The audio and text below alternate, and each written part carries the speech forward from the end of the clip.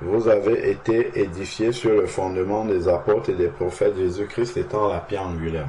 Donc, quand je me pose la question sur ma foi, est-ce que je peux faire ceci ou est-ce que je ne peux pas faire, je me réfère à ce verset-là et puis j'essaye d'examiner dans la parole de Dieu. Le modèle, ce sont les apôtres, les prophètes et Jésus-Christ. Est-ce que Jésus-Christ a déjà fait ça? Si je le vois faire ça, probablement, ça veut dire que je dois aussi le faire. Est-ce que les apôtres l'ont fait? Parce que eux, ils sont imitateurs de Jésus-Christ. Et donc, si on les imite, c'est que nous sommes imitateurs de Jésus-Christ. Si les apôtres n'ont pas fait, je mets de côté, je sais que je n'ai pas à le faire. Et ensuite, Jésus-Christ lui-même, est-ce qu'il l'a fait? Donc, voilà, enfin, Jésus-Christ, les apôtres, les prophètes, est-ce qu'ils l'ont fait? Donc, si je te pose la question à Sœur Patricia, est-ce que les apôtres priaient le Saint-Esprit ou est-ce que Jésus-Christ priait le Saint-Esprit? D'après ce que tu as déjà lu. Voilà. Donc, il n'y a aucune mention dans la parole de Dieu où on voit une prière adressée au Saint-Esprit. Ni par Jésus-Christ, ni par les apôtres. Donc, quand on entend souvent Saint-Esprit fait ceci, oh Saint-Esprit de Dieu fait ceci, reçoit cela, fait... Non. Ça, ce ne sont pas des prières qui sont conformes à la parole de Dieu. Donc, si nous commençons... Pardon? Ensuite, dans 1 Timothée chapitre 2, verset 5. 1 Timothée chapitre 2, verset 5. 1 Timothée chapitre 2, verset 5. Car il y a un seul médiateur et aussi car il y a un seul Dieu et aussi un seul médiateur entre Dieu et les hommes, c'est Jésus-Christ homme. Donc, médiateur, c'est celui qui permet d'accéder à Dieu. Donc, c'est Jésus-Christ homme. C'est pour ça qu'il demandait de prier en son nom. Donc, en fait, même si le Saint-Esprit est Dieu, même si c'est écrit que le Seigneur c'est l'Esprit, on ne peut pas mélanger en fait les différentes fonctions au travers desquelles Dieu s'est révélé à l'homme. Donc on ne peut pas voir ce que le Père faisait dans l'Ancien Testament et on mélange avec ce que le Fils a fait, Jésus-Christ. Et on ne va pas voir ce que le Fils a fait et on mélange avec ce que le Saint-Esprit a fait. Dieu sait pourquoi. À un moment, il s'est manifesté en tant que Père à l'humanité. À un autre moment, il s'est manifesté en tant que Fils. Et que maintenant, dans le temps de l'Église, il se manifeste en tant qu'Esprit. Donc, Dieu a bien différencié le rôle qu'il assume dans chacune de ses fonctions, Père, Fils et Esprit. Donc, il ne faut pas tout mélanger. Dans le 1 Timothée, chapitre 2, verset 5, nous dit en fait que le médiateur entre Dieu et les hommes, c'est Jésus-Christ. Donc nous devons prier au nom de Jésus. Donc voilà pourquoi en fait Colossiens chapitre 3 verset 17. Colossiens chapitre 3 verset 17. Colossiens 3, 17 dit: quoi que vous fassiez en parole ou en œuvre, faites au nom de Jésus-Christ, en rendant grâce par lui à Dieu le Père. Donc c'est au nom de Jésus-Christ qu'on fait tout ce que nous faisons. Donc non seulement il est le médiateur, mais ensuite ce que nous devons comprendre, c'est que c'est Jésus-Christ qui a été à la croix de Golgotha, qui a accompli le sacrifice de la croix de Golgotha. Et tout ce que nous pouvons obtenir au travers de nos prières découle de ce sacrifice de la croix. Donc c'est le sacrifice de la croix qui nous permet d'avoir accès aux promesses que nous demandons dans nos prières. Et comme c'est Jésus-Christ qui a été à la croix, Voilà pourquoi tout est fait au nom de Jésus-Christ et non pas le Saint-Esprit. Parce que le Saint-Esprit, c'est pas le Saint-Esprit qui est mort à la croix, mais c'est Jésus-Christ homme qui est mort à la croix. Voilà pourquoi tout est fait en son nom. Parce qu'il est mort à la croix et tout ce que nous obtenons, tout l'héritage dont la parole de Dieu parle, l'héritage des saints dans la lumière, ce sont toutes les promesses que nous demandons dans nos prières là, c'est obtenu par Jésus-Christ homme à la croix. Voilà pourquoi c'est son nom qu'on invoque dans les prières. C'est-à-dire que quand on invoque le nom de Jésus-Christ dans les prières, ça veut dire que, en fait, au nom du sacrifice qu'il a accompli à la croix, Père, permets-moi d'accéder à ceci, donne-moi ceci, au nom du sacrifice, sinon nous ne pouvons même pas nous adresser à Dieu. Donc, c'est au nom du sacrifice de Jésus-Christ que nous demandons quelque chose. Voilà pourquoi on invoque toujours son nom. Quand on finit une prière, on dit au nom de Jésus-Christ, Amen. Parce que ce qui valide notre prière, c'est le nom de Jésus-Christ. Parce que il a accompli l'œuvre qui permet d'avoir droit à ce que nous demandons dans la prière. Et ce n'est pas le Saint-Esprit qui a fait cette œuvre-là, c'est vraiment Jésus-Christ homme. Même s'il a été soutenu par le Saint-Esprit, mais c'est Jésus-Christ homme qui a accompli cela. Et Dieu veut que nous respectons ce schéma de prière-là, comme les apôtres l'ont respecté également. Donc ils nous ont donné le modèle afin que nous puissions appliquer Éphésiens chapitre 2 verset 20. Donc si on prend Jean chapitre 14 verset 13 à 14. Jean 14, 13 à 14. Jean 13, 13 à 14.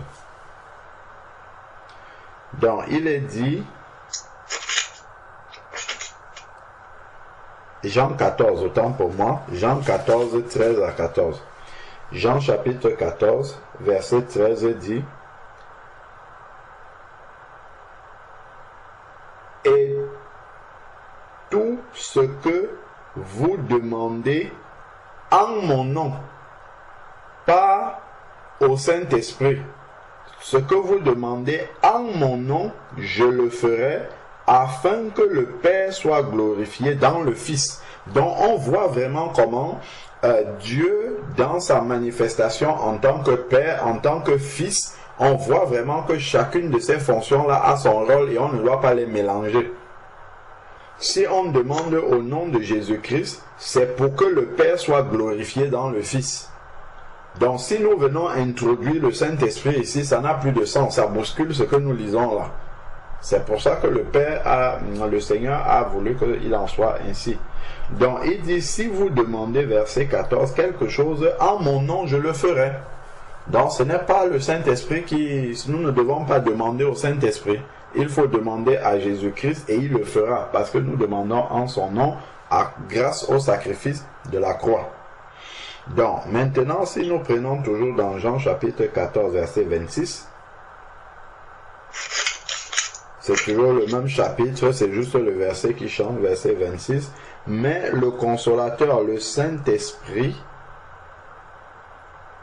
que le Père enverra en mon nom. Donc là, on voit vraiment les trois fonctions de Dieu qui sont manifestées là.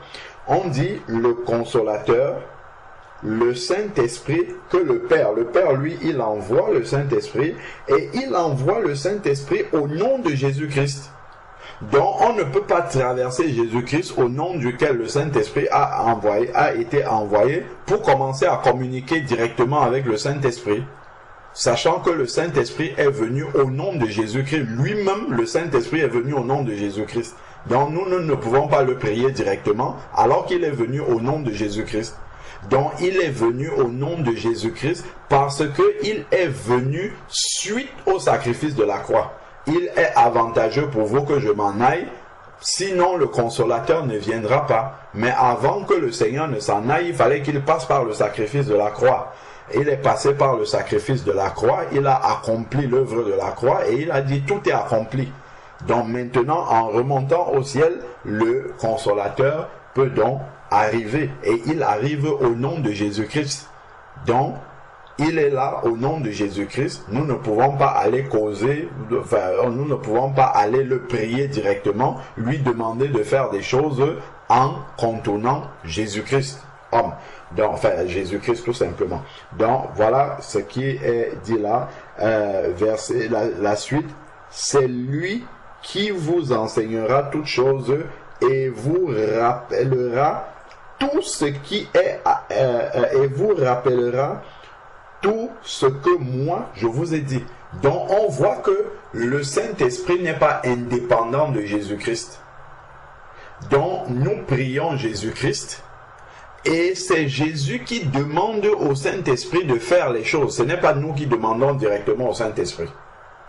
Nous, je reprends, nous prions au nom de Jésus-Christ et c'est Jésus-Christ qui demande, parce que le Saint-Esprit a été envoyé en son nom. C'est Jésus-Christ qui demande au Saint-Esprit de faire les choses. Et ça se décline dans tout. Lorsque nous prions pour un malade, nous allons ordonner au nom de Jésus-Christ, maladie, libère ce corps. Lorsque nous disons au nom de Jésus-Christ, Jésus-Christ instantanément donne l'ordre au Saint-Esprit de retirer la maladie du corps. C'est le Saint-Esprit qui agit.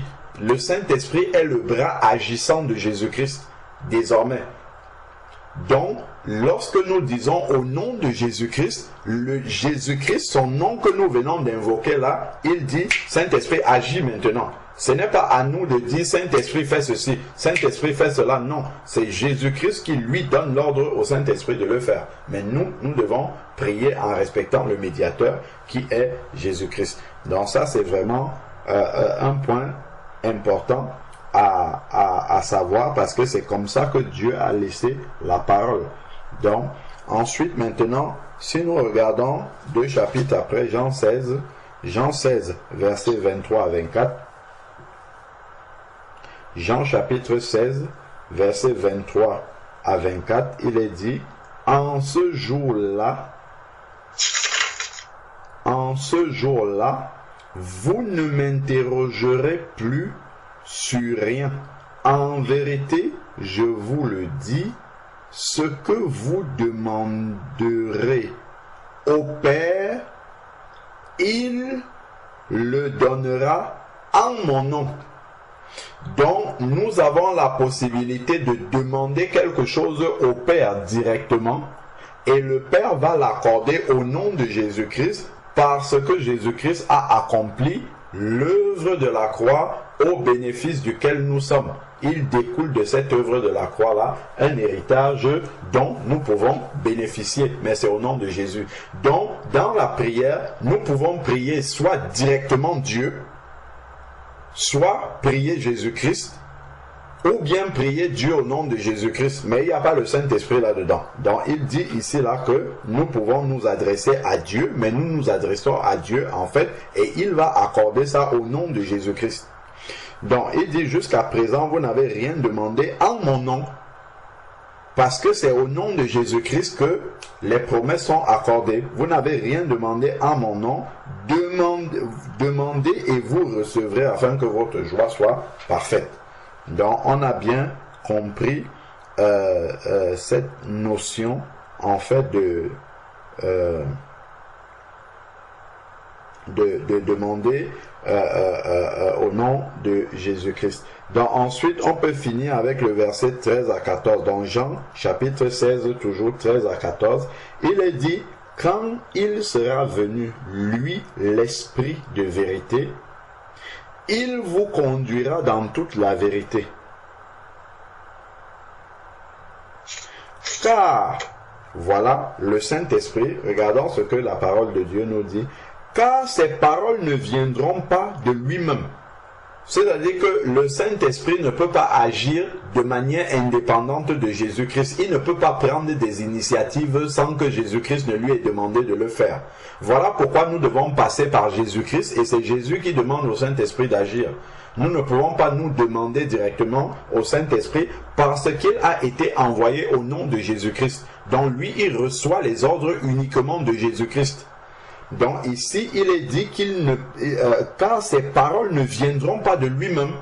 Donc toutes les paroles, même on dit, bon, le Saint-Esprit m'a dit ceci. En réalité, c'est Jésus-Christ qui a ordonné au Saint-Esprit de nous souffler quelque chose, de nous communiquer quelque chose. Mais nous ne pouvons pas directement communiquer avec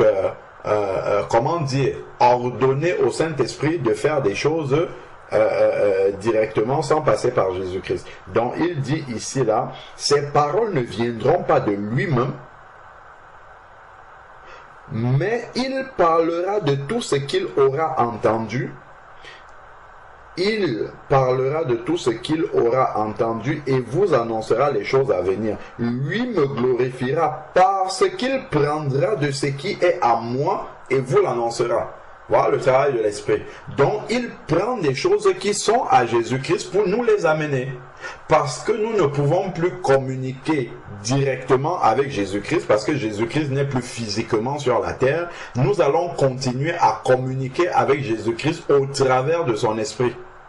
Donc, nous prions au nom de Jésus-Christ et Jésus-Christ répond en donnant un ordre à son esprit de faire quelque chose. C'est comme ça que la parole de Dieu nous l'explique. Donc, lui me glorifiera. Donc, le Saint-Esprit n'est pas venu pour attirer l'attention sur lui-même, mais il est venu pour glorifier Jésus-Christ, pour s'effacer et puis pour révéler Jésus-Christ en fait. Voilà pourquoi nous devons toujours passer par Jésus-Christ. Le Saint-Esprit n'est pas venu pour occulter Jésus-Christ, pour faire oublier Jésus-Christ, mais pour le révéler.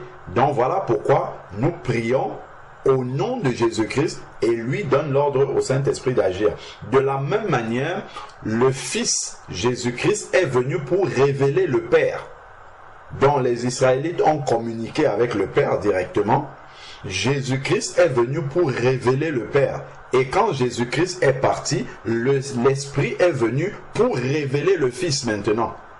Donc voilà pourquoi Jésus-Christ, lui, priait le Père. Nous maintenant, le Saint-Esprit est venu, mais nous prions Jésus-Christ pour qu'il ordonne et qu'il nous réponde en demandant au Saint-Esprit de faire ce que nous lui avons demandé. Donc voilà un peu une réponse, j'espère, suffisante pour comprendre qu'on ne doit pas prier le Saint-Esprit. Amen. Ça signifie par extension. Amen. Amen. Amen. Amen. Amen. Oui, ma sœur Patricia, tu disais que ça signifie que par extension, on ne doit pas chanter le Saint-Esprit non plus pour lui demander, par exemple, le Saint-Esprit descend ou vient, des choses de ce genre. Déjà, le Saint-Esprit ne peut pas venir puisqu'il habite en nous. Il va partir d'où pour venir? Tu vois, ça, ce sont des formules en fait qu'on utilise comme ça parce qu'on les a entendues. Les apôtres n'ont jamais prié pour que le Saint-Esprit vienne. Ils ont prié pour être remplis du Saint-Esprit, mais ils n'ont pas prié pour que le Saint-Esprit vienne. Une fois qu'ils l'ont reçu, ils l'avaient tout le temps. L'Esprit de Dieu était en eux. Pour être rempli, il y a plusieurs moyens. On peut prier en langue, on sera rempli du Saint-Esprit, et ainsi de suite. C'est juste d'avoir un débordement de l'Esprit. Là, on va prier, mais on ne va pas demander au Saint-Esprit de quitter d'ailleurs pour venir alors qu'il habite en nous. Donc, nous devons en être conscients. Donc, on va peut-être prier, on va demander, Seigneur, que cette réunion de prière soit dirigée par ton Esprit. Mais on ne va pas dire Saint-Esprit dirige cette prière, c'est Dieu qui va demander à l'Esprit de conduire la prière. Parce que là où 2 ou 3 sont assemblés en son nom, il est présent. Jésus-Christ est présent, mais il est présent au travers de son Esprit. Donc il va demander à son Esprit de conduire toutes choses. Donc voilà un peu, il faudrait que Dieu cherche des vrais adorateurs, ceux qui adorent en esprit et en vérité parce que Dieu est esprit. Donc, nous allons prier, ou bien louer en esprit, et Dieu va nous répondre en esprit aussi. C'est comme ça que nous communiquons avec Dieu, mais jamais on ne va directement communiquer avec le Saint-Esprit. Là, ça coupe une partie de l'identité de Dieu, qui est Jésus-Christ. Et ça fait en sorte que ce n'est pas conforme à la parole de Dieu. Amen. Amen. Je perds de tous tes anciens Ah oui, il y a beaucoup de louanges qu'il faut corriger. Hein. Il y a beaucoup de louanges qui ne sont pas conformes à la parole de Dieu. Il faut faire attention. Nous il y a beaucoup de louanges qu'on chante qu'on a dû corriger parce que quand on regarde, ce n'est pas conforme à la parole. Ce n'est pas tous les cantiques de louanges qui ont été chantés qui sont totalement conformes à la parole de Dieu. Donc on doit faire attention, même dans nos louanges, à corriger ce qui n'est pas conforme à la parole de Dieu. Amen. Alléluia. Amen.